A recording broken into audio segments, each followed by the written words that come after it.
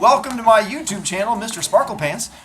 This is going to be Thursday, May 16th, as we talk about sparkly things and pants. Let's see, from there, those of you who have been reading the screen says apparently we're going to be doing this all the way through Tuesday. For those of you who are wanting things to try to give you a chance, then after that you still can buy them. It just won't be during class because I will not have time during class because things get real busy at the end. I don't remember if it was this class or my other classes where people were harassing me about the fact that I played soccer. I was supposed to play soccer. You play soccer? Not this class. Yeah, because on Monday night I was talking about the fact that I couldn't do something because I was playing soccer Monday. Then it got postponed to last night, and my students in my other classes were like, "You play soccer?" And I'm like, "I do play soccer in like an actual soccer league." And so last night I was playing. Normally I play defense, but I got bumped into goalie last night because Were you goalie? that is what being in goalie means. Technically I wasn't doing a real good job in goalie, but I was technically standing in that spot. But it was also, we had a bunch of subs that were in the game for us, and so our defense tended to play on the other side of the field, and we had a lot of just open shots, and my reflexes aren't that good. But yeah, anyway, that's why I put the picture up there, because it must be my other classes that were harassing me. So now you got, oh, never mind. I just photoshopped myself into this one. That's what I do. Photoshop myself into We know it's a basketball. Really did. Basketball. I don't play basketball. Like just like the basketball. When I was in prep, talking is for kids that have points. No. Tomorrow's tomorrow. Saturday. So almost. How did you not know? When you get old enough, it stops being really exciting. When you get to play in the OPL, the old person's league, then birthdays aren't as exciting. And the thing is, I'm actually on the young end of this league too, which should make it even more scary. Like, there's people who are way older, like full white hair that just go sprinting past me, and I'm like, "Where's your blocker?" And they just keep going. But they've been playing for like 40 years. Like their little ball handling skills, like I just run over them.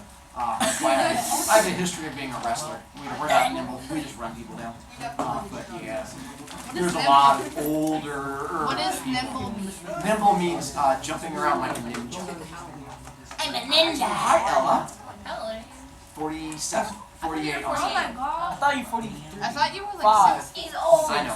For you guys, it goes 18 dead, and there's just like not much of a spectrum in between. But no, yeah, just 47 so far. What's up? Everybody, I swear, he actually did basketball. I used to have prep band, and he was there. He was actually there. I had prep band on girls basketball. Wait, huh? Guys, I don't think get nobody cares. With the pet band. And then he was there. He was there. It wasn't Photoshop. He was actually there. He's actual band. No, you were just My back. watching. Hi, Slash. Where'd you say the scissors were? In this box that says scissors. Did we not do well with the whole pinching the phone? No, it worked. It's just like, now it's like, I Clogged? chewed it. Oh, yeah, that. Why would you chew it? No one's judging. Why would you chew it? She was all excited. There was like sugar. It was like, and she had to get at the sugar bits. We're not judging much. I think I'm good at that. So on here, except for my kid who is dead, I think we're good.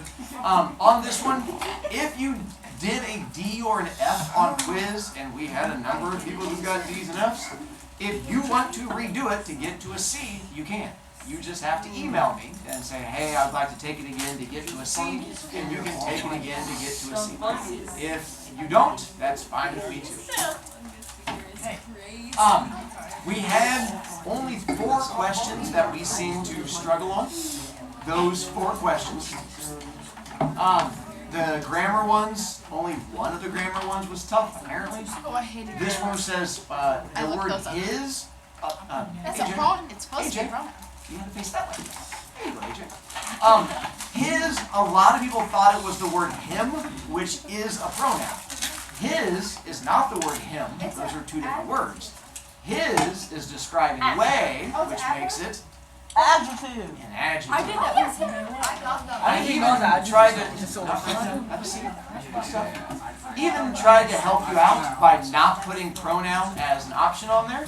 And so I had kids who apparently chose noun instead. I think it's Sean. On this one where it says comparing Ponyboy to Mark in the books, when Mark is at the dance, what happens to him before he leaves?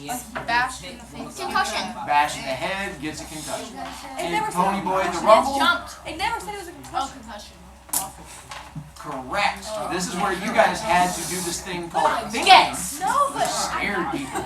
Because then, but they're both heroes. which other one did you think would be better? Heroes. Really? Who does Mark save? Mark saved Mark Pony saved Boy. Pony Mark Boy. saved Went away and got hit in the back. Mark Mark Mark saved Charlie. Kids. Yeah, but they are Kids. Oh, I didn't read them. Yeah, I know. And he Mark also saved saved Charlie. Okay, well, from getting jumped. No, they're still a kid. Yeah, but Pony Boy's still a kid. Mark though. saved He's not Charlie. 18. And we're considered heroes? We're considered. Use this thinker. Why the police? When you see Charlie, then Charlie dies. And then why would Charlie never let Mark work at the bar? Because he Lies. steals stuff. I think he steals stuff. Brian was the liar. Yeah. Mark was the thief. And then the last one, why does Brian feel jealousy with Kathy at the dance? Because he was saying Mark. She was saying Yeah. whichever one. And so that's where she ends up thinking that Mark was.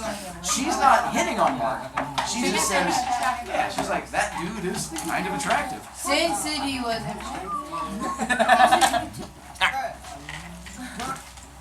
Then, so here is my plan for us moving forward. Today is the last day I read with you.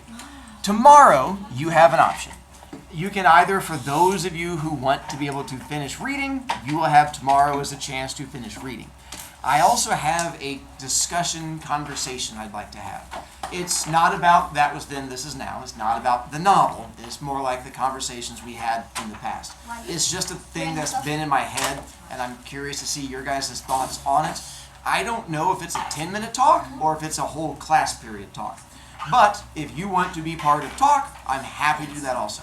If you would rather have that time to read and you want to put in headphones and tune me out, I'm fine with you tuning me out and reading tomorrow.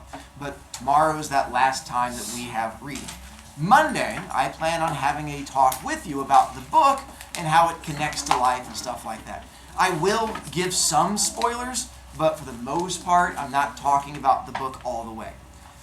Tuesday, we have our final test with the book. Here is my plan. I know some of you guys are still trying to get on top of the reading. If you can't get the book done by Tuesday, here's what I'll do. If you can take the test on Tuesday, you have a chance of getting an A. If not, you can still get a B. If you have the rest of the week to turn it in, and you can still get a B turning it in late. Because of a talk we're going to have tomorrow, I'll explain why my thinking is on that one. But if you can't get it done by Tuesday, use Tuesday to read, take it at home, and you can still get a B. And I figure that's better than you failing. If you do get it done, take it next Tuesday, and you're good. Wednesday of next week, I start telling you my final stories of the year, starting with the first big thing that happened to me when I was arrested. Also, you have already taken your final for my class. We only have one grade left, which is the test Tuesday. Your, I'm sorry, what was the final? Oh, no, I'm sorry. your final, yeah, I'm not done talking, kids who like to yell at me. Your final was the speech you gave months ago. I do your final early because I figured you don't want to have to give a speech the last week of school. So I figured if I told you, you would freak out and be more nervous. That's what kids do doing this. So next week, you have the option if you want to redo it, because I will put it up there on your grade for you to see next week. But if you want to redo it, you can. No late grade at all. You can redo your speech if you are wanting to.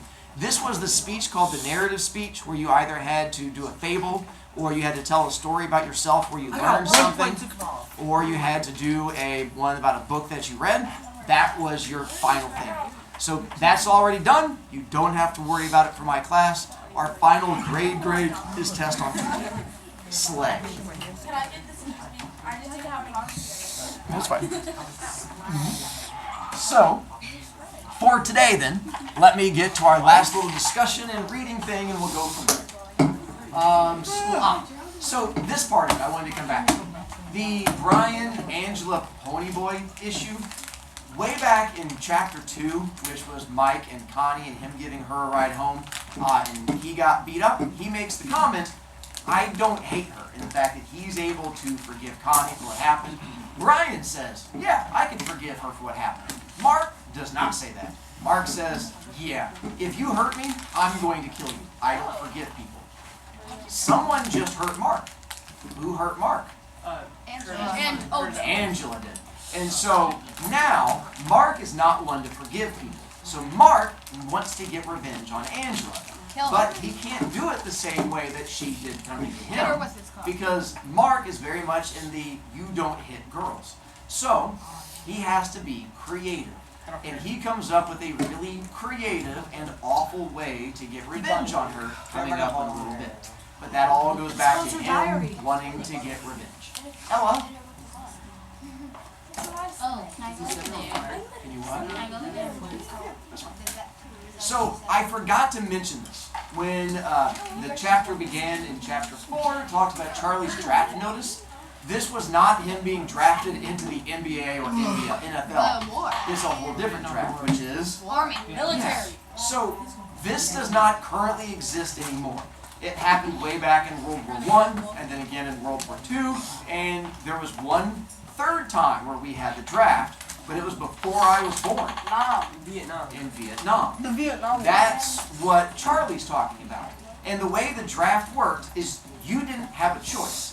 It's not You like, could break your leg. like right now, like the Army recruits people, like my daughter who just went to college, before she went, the Army kept saying, hey, if you join the Army for 2 years, we'll pay for your college. It's a thing they offer. That's not a draft. That's where you have a choice. The draft was when we were fighting in a war and we ran out of people to go over there and fight. So they literally said, we would go, and it was nationally televised, they would go on TV and they would have a guy pull out a birth date and say, if you're born on November 22nd, you are now officially drafted. Which means you had to go fight in the war unless one of 4 things happened. You break your leg. Breaking your leg was not enough. You had to permanently disfigure yourself, meaning that you were missing a finger or a limb. So there were people who would chop off fingers, you could chop off a toe, and you had to be allowed, but you also had to make it, explain it like it was plausible. If you just cut it off, they would still make you go. But if you got into an accident, that'd be different. If you were not physically disabled, then you could choose to leave the country. And people would do that, but you could never come back. And there were people who left and went to Canada and other countries and just never returned. You could choose to go to jail. And if you went to jail, you stayed there until the war ended. But they didn't know how long the war was going to last. It could be 6 months, it could be 12 years. So most people did not choose that one. Also, there's sort of a loophole. If you had a criminal record that involved a felony, meaning the big, big bad crimes, they did not want you in the Army. So if you had a felony, meaning you spent time in jail, then you did not have to go. That's what happened with Charlie that we'll get to. But starting off, Charlie's number got called and he was supposed to go to the draft. And then we covered, this part. With Mark and the whole taking the principal's car, does he get in big trouble for it? That's going to play a big, out of curiosity, do you guys have a friend who just never seems to get in trouble, who talks their way? So, like, that's what Brian's issue is with Mark, is that Mark does bad things, gets caught doing bad things, but then never seems to get in trouble for it. Which is great until eventually you keep doing bad things until you do a bad enough thing that you can't talk your way out of it. Hashtag foreshadowing. Then our love triangle thing from there. This is where Ponyboy tries to ask Kathy on a date, but Kathy says no because she has a man. Who's her man? Byron. And so that is where she goes and she turns down Ponyboy because she's like, I got myself a man. That's where Brian comes in. Why is it Charlie didn't have to go to the draft? Criminal record. And so he tells Brian he killed somebody when he was a kid. And Brian's like, really? And he just stares at him. So we never know for sure because then Charlie knows. So no matter what, Charlie didn't have to go to it, but I don't think he liked his particular way out. And then we got to all the Texans. And then this is my question for Miss White in a moment too. So this one connects to you guys. I have a lot of high school kids who will come back and talk to me, and also when they come back as Camp Tecumseh counselors, one of the first questions I ask them is, do you still hang out with the same kids you hung out with in the junior high? Most of the time the answer is no. And it's not a bad thing, it's just that people grow and go in separate directions. But for my first many years of teaching, it always surprised me that the kids who hung together in junior high, those friendships would go different directions by the time they hit high school. Not always. Like this weekend for my birthday, I'm spending it with my best friend from junior high, who I've been friends with for like 30-some years. So my question for you, did your friendship from junior high to high school, does it stay that same core? My best friends from middle school, we like kind of fizzled out during college, but now we are good friends again. That's nice. So that's cool. Same with my mom. And it goes back and forth. Like I've seen like both ways. Sometimes like it fizzles and comes back, and other Yeah. times like nope, I went a different direction. But that's what's happening with Mark and Brian, is that even though they've been best friends forever, they're now slowly starting to grow apart. Hence the that was then, this is now. This particular case is due to that girl thing. Girls, you know, bros before girls. I think is the saying. I'm pretty sure if I heard it right. Nyla? No, they did not. Although now, because women have fought for the right, if there is a draft coming up, now you will get drafted. I think I'm gonna go put something. That's women fought for the same rights as guys. Guys have the right to go die. I didn't. And so, yeah, Equal rights. equal rights means equal pain. Hi, what's up? Do you have shirts for this? No, I do not, You unfortunately. need to get the shirt. Make me one and I'll wear it happily. Oh, I'll make my own shirt too. Alright. Now this, I have a picture as we get into chapter 6. They're going to go to the actual trial for the Texans. The Texans were finally caught and tried. Wait, who are the Texans again? Who were the Texans? The dude that killed Charlie. The cool guys. Shot him right above the eye. I had to go to the trial to testify. Mark did too. He watched me closely at first. I mean, I guess he couldn't forget that by the time the police had showed up at Charlie's, I had been hysterical. He didn't have to worry. I mean, I went through the whole trial, calm, collected, numb, and empty. I felt like a tape recorder playing back something it had impersonally recorded. The Texans were sentenced to life after a trial that didn't last as long as I thought it would. I guess because there wasn't any defense. I didn't feel glad or vengeful or anything. I really hadn't much cared whether or not they even caught those guys. Charlie was dead. Nothing was going to change that. I tried to figure out what made me so shook up about it. I knew people died, although I still couldn't see me doing it. Yeah? Why does life in prison not always mean that kids stay there for the rest of their life? Solid question. A lot of times the way it's set up in our thing now is that It's 25 years. usually it's 25 years, so they're trying not to do a horrible punishment to you, because the idea is that people are supposed to be able to learn and change and get better. And so it has to be a pretty extreme crime for them not to give you a chance to learn and get better. Life without Yeah. Sorry. You just, oh, we're talking about life in prison and you raised your hand? Kind of scares me a little bit. Tag. Does life without parole mean that you're gonna be in prison for the Correct. rest of your life? Forever. Yeah. My father had died, so I knew that people close to you died and the same as strangers did. I guess I just couldn't see standing there, alive, talking, thinking, breathing, being one second and then dead the next. It really bothered me. Death by violence isn't the same as dying any other way. Accident or disease or old age. It ain't the same. That winter, Mark and me were kind of celebrities because of our involvement in the trial. We were invited to social parties and we were stared at in the halls, and even the teachers treated us differently. I just put up with it, but Mark kind of enjoyed it. He felt bad about Charlie being dead, though, enough to shut up people who tried to get him to talk about it. Mark and me used to go down to the bar and just sit on the curb across the street and stare at the boarded up windows. Just sit and stare and not say anything. It's funny how you don't think about people until after they're dead or gone.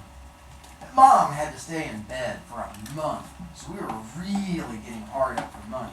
I mean, I got to thinking about what Charlie had said when I asked him for a job, and I decided I needed a haircut. I was going to ask Tay to give it to me. Clean clothes and a really big change in attitude, because you kept threatening to cut my hair. I've told you that I don't like authority.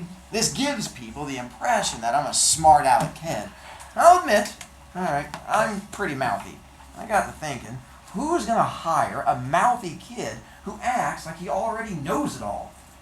Even if you do know it all, Mark said one evening while we were sitting on the porch, you don't have to let them know it. That's a very good idea. We were getting along better lately.